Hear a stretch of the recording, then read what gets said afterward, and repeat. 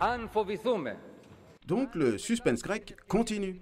Ce sera finalement 110 nouveaux milliards d'euros, et exactement autant que l'année dernière, si le Parlement grec vote les nouvelles mesures d'austérité et de privatisation massive imposées par la zone euro et le FMI.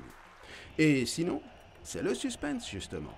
Sinon, les Grecs prendront le risque de déclencher une vaste crise de confiance sur toutes les autres dettes publiques en euros puis en dollars, c'est-à-dire, après la crise des subprimes qui étaient des dettes privées, une nouvelle catastrophe mondiale où personne ne prêterait plus à personne.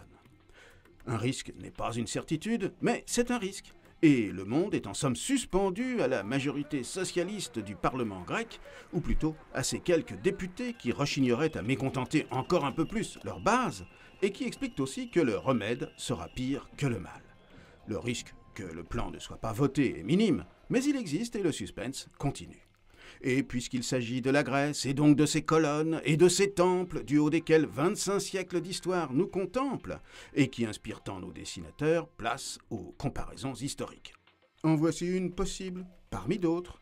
Les nobles européens du temps passé, pour maintenir leur rang et leur train de vie sans travailler, se sont mis à emprunter et emprunter encore à des roturiers industrieux, au point de ne plus pouvoir rembourser, et d'être obligés finalement qui de vendre son titre, qui de marier sa fille aux prêteurs, avant que leur statut de noble et leurs privilèges ne disparaissent définitivement dans les tourbillons d'une révolution. Comparaison n'est pas raison, mais remplacer quand même noble par Europe, roturiers industrieux par pays émergents. Et alors, tout c'est clair. Adieu la Grèce, bonjour la Chine, à bon entendeur, salut.